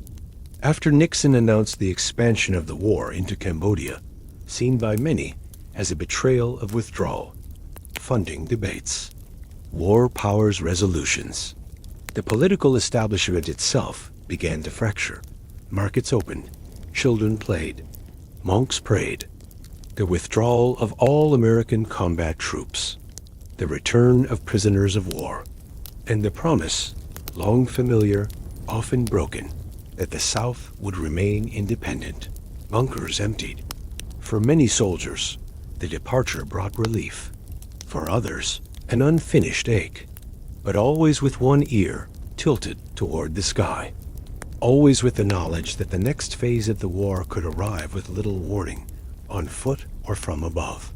As senators and representatives once loyal to the war effort, now questioned its purpose and cost, the ARVN, though better armed than ever before, faced logistical strain, internal division, and declining morale. U.S. support, once physical and immediate, now came only in the form of supplies and distant encouragement. Campuses erupted. Attention shifted to Watergate, oil crises, new elections. Vietnam remained in the background, a subject of memoirs, protests, arguments, but no longer a daily presence. At Kent State University, National Guardsmen fired on students during a demonstration, killing 4. Families gathered for festivals, even as artillery echoed in the distance. The North Vietnamese, led by Le Duc though, held firm. The Americans, represented by Henry Kissinger, negotiated with caution. Ceasefires were proposed and broken. Agreements were drafted, then rejected. All the while, soldiers continued to fall, where promises blurred and consequences deepened. Civilians continued to flee. Villages continued to burn. The image of a young woman kneeling beside a body on the asphalt became emblematic of a nation as grief and confusion. For orders. For a war that no longer seemed to have an endpoint, only a curve that slowly bent towards something unclear. Richard Nixon, elected in 1968, entered office with a mandate to restore order and, above all, to bring the war to a conclusion, but one that preserved American credibility, honor, and strategic interest. Defeat, he insisted, was not acceptable. Arming their forces, supporting their institutions, and slowly withdrawing American troops, not as retreat, but as transition, nor was an endless war, was equally committed to pressuring North Vietnam into negotiating peace on American terms. And so, while troop levels decreased, the air war expanded, testing the strength of the ARVN and the limits of American support. It was repelled, but barely. The line held, but at great cost. American air power proved decisive. For now, Operation Menu, the secret bombing of Cambodian sanctuaries, intensified. Laos continued to be pounded, and in 1972, the massive linebacker campaigns rained destruction on North Vietnamese infrastructure. And so, he introduced a policy he called Vietnamization. At its core, Vietnamization was simple to explain and difficult to execute. It meant turning the war over to the South Vietnamese government, training their army. It began with numbers. In 1969, there were more than 540,000 U.S. troops in Vietnam. But as boots left the ground, bombs fell more heavily from above. Nixon committed to withdrawal. The contradiction was deliberate, peace with honor. Meanwhile, the Army of the Republic of Vietnam was being reshaped, trained by American advisors, equipped with American weapons, pushed to take more responsibility. Publicly, officials praised their growing capability. Quietly, doubts lingered. Corruption persisted. Leadership was inconsistent. And many soldiers, though brave and experienced, lacked the cohesion and resources to face the North alone. For American troops still in country, the shift was palpable. Patrols continued, but the mission blurred. In the United States, opposition to the war deepened. Protests swelled again in 1970. Congress began to push back. And yet, the war endured. In Paris, peace talks dragged on, sessions filled with formality, pauses, posturing. In Vietnam, life beneath the conflict continued with a kind of aching normalcy. By 1972, the North launched the Easter Offensive, a massive, conventional assault. The pressure to finalize a peace mounted. In January 1973, after years of negotiation, the Paris Peace Accords were signed. The agreement called for a ceasefire. For the United States, it was the formal end of its direct involvement. The last American troops left Vietnam in March 1973. Helicopters lifted from bases one final time. Camp gates closed. The war, they felt, had not ended. It had simply changed shape. And in truth, the fighting continued. The North Vietnamese, now more confident, continued their campaign. The withdrawal, once framed as success, began to feel like abandonment. And yet, there was no going back. For the American public, the war became a memory long before it was truly over. News coverage faded. For the Vietnamese, it remained real, alive, ongoing. Vietnamization had been designed as a solution, a bridge between war and peace. But in practice, it became a slow disengagement. Still, in villages across the South, life persisted. Crops were planted. Children attended school. Hope, like the war itself, refused to vanish completely. The fall of Saigon, by the spring of 1975, the war in Vietnam had narrowed to a single, undeniable path. The accord signed in Paris 2 years earlier had not brought lasting peace, only a pause, thin and fragile. The withdrawal of American troops, once framed as the end of the conflict, but without the heavy air and artillery support once provided by the Americans, many lacked the strength to hold. Others simply deserted, slipping out of uniform and into the crowds, returning home or fleeing the country entirely. had instead revealed just how dependent South Vietnam had become. Shops stayed open. Traffic moved. Extraction lists were drawn up. Families of American personnel were flown out. South Vietnamese allies, interpreters, officials, officers, begged for seats on outbound flights. Some were promised evacuation. Tan Son Nhat Airport was shelled, cutting off fixed-wing evacuation. The skies darkened, not with storm, but with motion. The relentless passage of helicopters, ferrying people from rooftops to ships waiting offshore in the South China Sea. Others were told to wait. The air was thick with uncertainty, but there was a tension beneath the normalcy, a waiting. Roads became jammed with carts, bicycles, quieter. Properties nationalized. Life adjusted. The Vietnam War had ended not with victory, but with withdrawal, with the echo of promises unkept, with thousands of refugees soon to arrive by plane and by boat, with wounds that could not yet be named. Markets reopened, but everything had changed. For some, it was liberation. For others, loss. It had been a way of life, stretching across generations. Colonialism, resistance, division, foreign occupation, revolution. Every village, every family carried some mark of it. The noise of war gave way to the slow work of rebuilding, of repurposing the same roads, the same rivers, the same buildings that had witnessed so much. Edges frayed. Foreigners packed up apartments. Helicopters passed overhead more frequently. Families separated in panic. Marines held the perimeter. Inside, diplomats worked past exhaustion, sorting passports, making impossible decisions. The rooftop of the U.S. Embassy became the final image for many. A line of people ascending a narrow staircase, reaching for the skids of a helicopter that hovered just long enough to lift them into safety and into exile. Files were burned. Communication slowed. Some hid, some destroyed documents. No bloodbath, just the slow movement of boots on asphalt, the raising of a new flag, and a silence that settled over Saigon like mist after rain. Others waited in quiet despair. The American presence, once so overwhelming, now vanished into the sky. And for those who had believed in the Southern cause, who had worked in government offices, worn uniforms, taught in American-funded schools, fear began to settle into the spaces where hope had once lived. Buses overflowing with passengers, the elderly, children, the injured. Dust rose behind every movement, and the sound of war followed close behind, not constant, but always near enough to remember. The tide was rising again, slowly, steadily, and now irreversibly.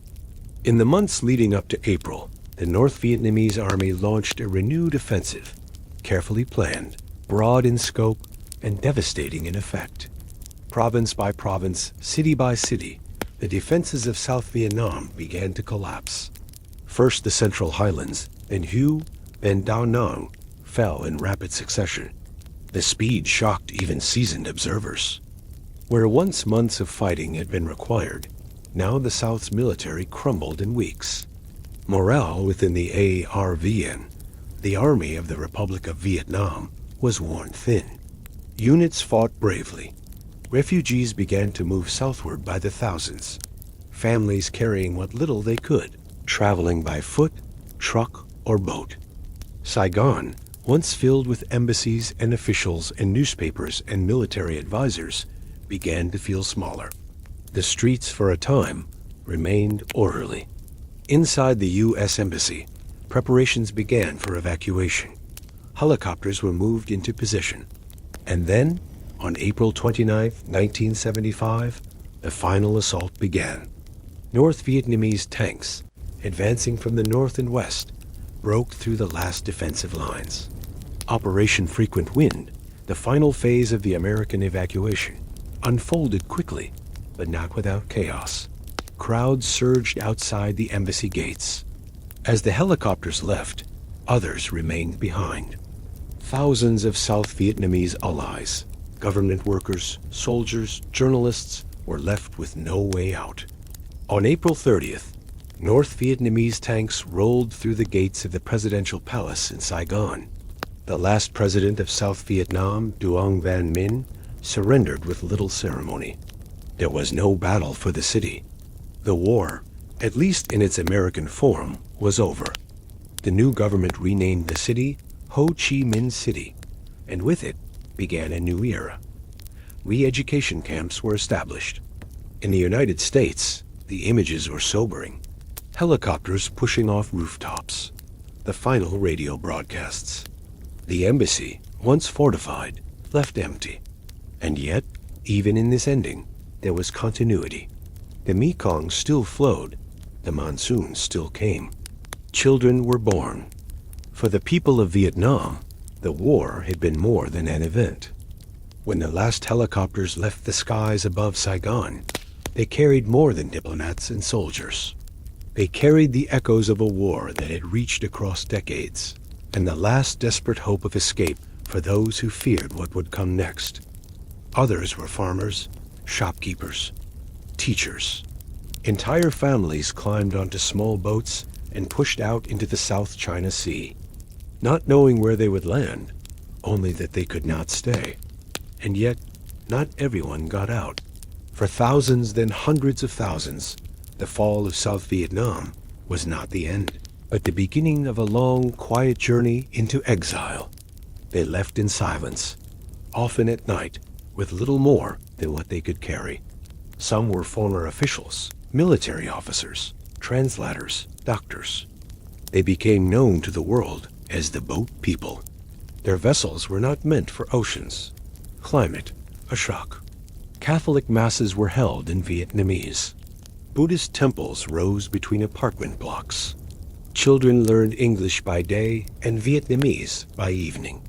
Elders tried to preserve the memory of a country that no longer existed, not as nostalgia, but as lineage. The rhythm of life in these new countries was fast, impersonal, often cold. The jobs were hard. The pay was low. And yet, for most, the only choice was to adapt. In the North, after the war, re-education camps held former South Vietnamese officials for months, even years. Some never returned. Others came back changed, silent, thin, removed. They were fishing boats, wooden junks, cargo vessels barely patched together. Some made it to Thailand, or Malaysia, or Hong Kong. The old village was now a highway, the old house a shop. But in migration, in the invisible tether between those who stayed and those who left, others drifted for days, out of fuel, out of food, prey to pirates and storms. Some were rescued. They walked the old paths. They remembered. It became a global inheritance, woven through the lives of millions, remembered not only in museums or history books, but in the small, quiet rituals of those who survived it. Others vanished. Those who reached land were placed in refugee camps, temporary by name, but often permanent in memory. Rows of tents beneath tropical sun. Reads her grandfather's diary and begins to understand. And Vietnam, itself transformed, slowly began to welcome back those who had fled. They worked. They raised families. They built businesses. But beneath the surface, the memory of departure lingered. It lived in old photographs, hidden in drawers. In the way certain foods were cooked, certain words pronounced. In the silent pause before answering the question, "Where are you from?" Long lines for rice and clean water. Not fully Vietnamese, not fully American or French or Australian. A blending of past and present. They learned of the war not from experience, but from bedtime stories, from ceremonies, from overheard conversations late at night. Some embraced their heritage. Others fled from it, but all carried its weight. Grandparents watched the sky. Every face held both the relief of survival and the quiet ache of having left something behind. They arrived by the tens of thousands, then more, by plane, by sponsorship, by church programs and private families. The first waves came from military and political backgrounds. Later waves included the poor, the rural, the voiceless. Names written down and assigned numbers. For many, this was the first step into a new identity, one no longer rooted in place, but in transition. The camps became communities, makeshift, multilingual, stitched together with stories and shared longing. Children played in the dirt. Adults waited for paperwork. From these camps, resettlement followed. The United States, alongside countries like Canada, France, Australia, and Sweden, began to accept large numbers of Vietnamese refugees. Landing in unfamiliar cities, Houston, San Jose, Paris, Montreal, Melbourne, they faced a different kind of survival. Language became a wall. Vietnamese enclaves began to grow. Little Saigon in California, Vietnamese neighborhoods in Toronto, Sydney, Paris. Pho restaurants opened beside laundromats. There was resilience and sorrow. Many refugees carried with them trauma, not just of war, but of betrayal, of imprisonment, of family members left behind. Still, those who resettled rarely spoke of their pain at first. And for the children born in exile, a new kind of identity took shape in between. The diaspora extended beyond Vietnam's borders, building bridges of memory across oceans. Reunions happened decades later, sometimes quietly, sometimes joyfully. Letters, once forbidden, were exchanged. Trips back were made, carefully, emotionally. But for many, the Vietnam they returned to or dreamed of no longer existed. Cities had changed. Countryside had developed. Still, they lit incense. And so the war lived on. Not in headlines, not in gunfire. In the gentle shuffle of slippers on a kitchen floor in Boston, where a grandmother boils broth that smells like home. In a Buddhist ceremony held in a Calgary community center, its walls lined with folding chairs and memory. In a university lecture where a young woman, born far from rice fields, the Vietnam War was not just a national conflict. Veterans and memory, for the soldiers who returned from Vietnam, American, South Vietnamese, North Vietnamese. The journey home was not a return to what had been, but the beginning of something different, something slower. No widespread celebrations, no banners or brass bands waiting at airports. Many returned to silence, some to protest, others to indifference. They stepped back into a country distracted by scandal, by inflation, by shifting culture, and unsure of how to welcome those who had fought in a war and now questioned. Often quieter. A long process of reckoning, not with politics or history books, but with memory itself. For American veterans, the homecoming was unlike that of any war before it. But to victory, one that had come at extraordinary cost. Entire provinces had been flattened, generations lost to the jungle. Some came home to villages that no longer existed. Others carried their scars into a new society that prized collective success, but rarely made space for personal grief. There were no national parades. Heroism was remembered. Suffering, less so. Others were barred from government jobs, watched by authorities, prevented from traveling. Their service, once proud, became a liability. Their uniforms discarded, their medals hidden in drawers or buried. In the quiet moments when a parent tells a child what happened back then. Jungle sounds that came in sleep. Others in service, helping fellow veterans, volunteering, becoming counselors. Some returned to Vietnam years later, walking the same paths, this time as visitors, not soldiers. Some were welcomed. Others found only silence. But even in that silence, there was space to breathe. Names they couldn't forget. Faces seen for a second, then gone forever. In the way they noticed shadows moving in trees. In the way they taught their children to listen, to pay attention. In the way a man pauses before a loud noise. In the folded flag, the handwritten letter, the photograph on the mantel.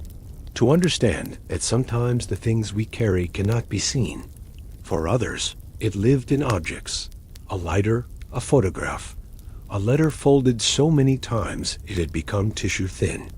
For the first time in American history, veterans found themselves separated from the society they served.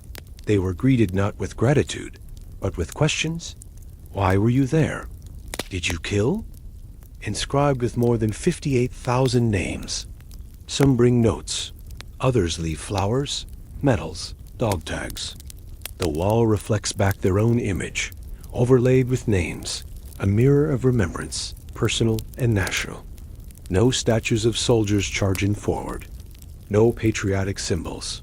Just names, quietly etched in chronological order, one by one. Was it worth it? Most didn't answer. Some couldn't. They unpacked duffel bags into quiet bedrooms. They searched for work, for meaning, for routine. Some resumed studies. Had no formal name then, only a loose description. Nightmares, flashbacks, anxiety, emotional withdrawal.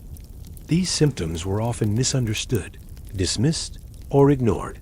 It would take years, even decades, before the condition was recognized as real. They joined anti-war groups. Some threw away their medals in protest, unable to reconcile what they had seen with the ideals they had been taught. Others found healing in brotherhood, veterans groups, quiet conversations with those who had walked the same muddy trails, who knew the sound of monsoon rain on canvas tents, the weight of loss carried on long patrols. Before it was acknowledged that trauma could linger invisibly long after the wounds had healed. Some never returned to school. Others drifted from city to city, unable to stay too long in one place. The war, though behind them in distance, had imprinted itself too deeply. Many suffered in silence. Post-traumatic stress disorder, or PTSD, some veterans spoke out. They testified at hearings. For the North Vietnamese and Viet Cong veterans, memory took a different shape. They returned not to a divided country.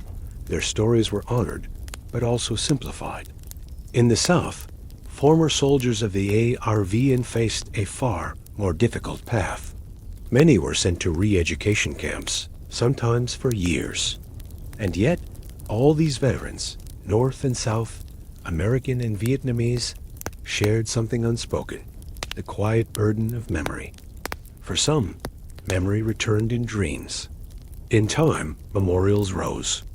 In Washington, D.C., a Vietnam Veterans Memorial was unveiled in 1982, a long black wall, cut into the earth.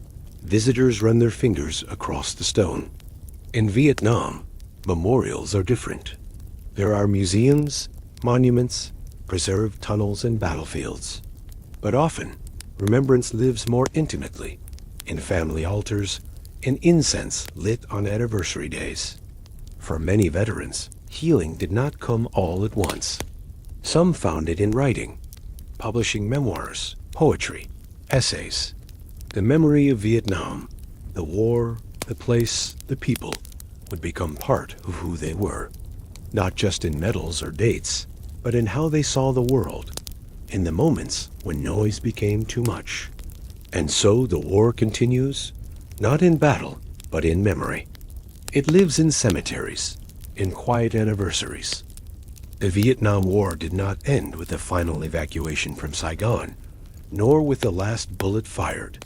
It did not conclude with treaties or a single headline. Instead, it settled, slowly, quietly, into the fabric of memory.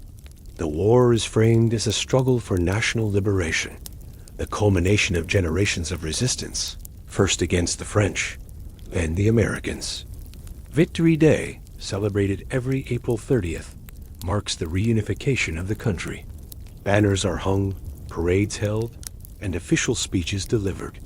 The war is remembered not just as a military triumph, but as the fulfillment of an old dream: independence, unity, sovereignty.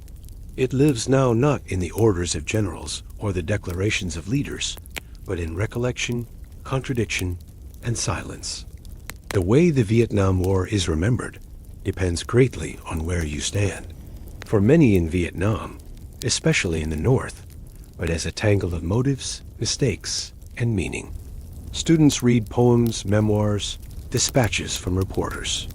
They see photos of burning villages, of soldiers in rice paddies, of monks in fire. The war is no longer distant. It is intimate. Artists have returned again and again to Vietnam, not to explain it, but to explore it. These works do not offer easy answers. They echo the confusion, the grief, the odd beauty found in chaos. In the South, remembrance is more complicated. For those who lived under the Republic of Vietnam, soldiers, officials, civilians, the end of the war brought not just peace, but loss. Loss of identity, of homeland, of recognition. For years, their stories were marginalized. In the United States, the Vietnam Veterans Memorial in Washington, D.C. remains a pilgrimage site. People come not for spectacle, but for presence. The war becomes history. Fewer veterans remain. Children learn of it not from first-hand accounts, but from books and films. What was once immediate becomes distant, and the meaning more flexible. To see names, and in the voices of those who swore they'd never speak of it, only to find, late in life, that the silence itself had become too heavy. To find a brother, a friend, a father. To leave tokens, medals, letters, faded photographs in plastic sleeves. A slow, uncertain rebuilding of trust, of land, of self. In the stories grandparents tell, or refuse to tell, it is carried through generations, becoming both a burden and a legacy. Some embrace it as a symbol of endurance. Others try to distance themselves, wishing to begin again. Veterans were silenced. Families separated by ideology learned to speak cautiously. And yet, even in quiet, memory survived, carried in private rituals, in family photographs. Agent Orange, the defoliant sprayed across the countryside, still affects communities with illness and birth defects. Forests have not fully recovered. Fields bear scars. The land itself remembers. In the way certain names were spoken only at home. It shaped policies. It reshaped trust in government. It changed the way news is reported, how military action is authorized, how veterans are treated. It altered the nation's relationship with power, introducing a caution, a doubt, a desire to ask more questions before following a flag into foreign soil. Among the diaspora, especially in the United States, Canada, Australia, and France, remembrance is deeply personal. It lives in refugee communities, in the smell of food that recalls childhoods cut short, and for Americans, the memory is layered. In the decades following the war, Vietnam became a kind of mirror, reflecting back the country's own uncertainties about power, morality, purpose. Unlike previous wars, there was no clear story of victory, no triumphant return, only the image of helicopters leaving rooftops, of protests, of names carved in black granite.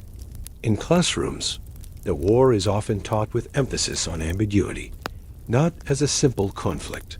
Film and literature have become central to remembrance. From Apocalypse Now to the things they carried, from Full Metal Jacket to Born on the 4th of July.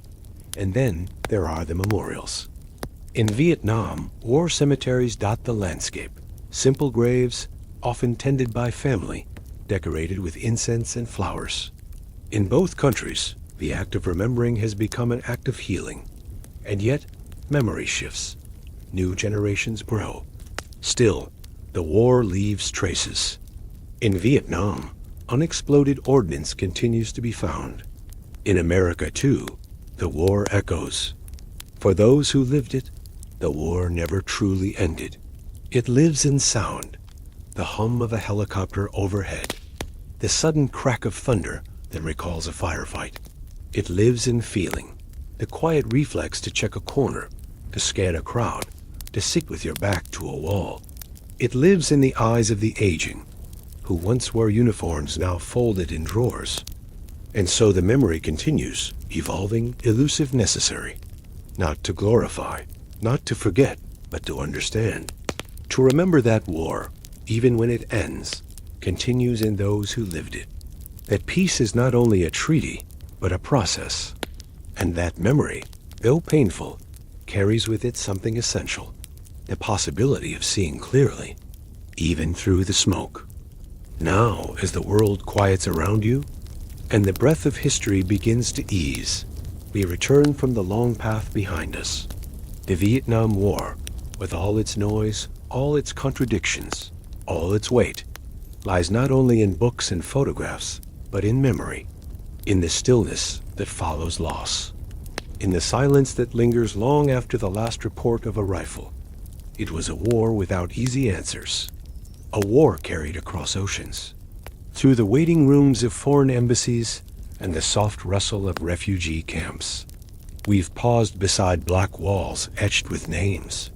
We've stood in the dust of villages rebuilt over old scars. We've walked quietly with those who returned home, not to celebration, but to the sound of a door closing behind them. A war that blurred the line between right and wrong, between enemy and neighbor, between victory and survival. We have moved gently through it. Children still ran through narrow alleys. Lanterns were still lit for the new year. The earth, so often split by borders and conflict, kept turning, through dense jungle trails and wind-blown rice fields. And through all of it, the land remained. The Mekong still flowed. Let the sounds grow still. Let the past, for now, fold itself gently into darkness, or the way a quiet song echoes long after it ends. Tonight, you've traveled far, not just across decades and continents, but across experience, war and memory, grief and endurance, endings and the quiet, slow beginnings that come after. Let yourself exhale now. There is no need to resolve everything. History rarely offers perfect answers. It offers perspective. It offers reflection. It reminds us that the people we read about, the soldiers, the villagers, the protesters, the nurses, the children, lived as you do, breathed as you do, feared, hoped, slept, and still we remember them. Not in loud declarations, but in the soft persistence of thought. The way a name stays with you, the war is over, but the lessons remain. And now, here, wherever you are, whenever you are, may you rest. Let the images fade. You are safe. You are present. You are home. Good night.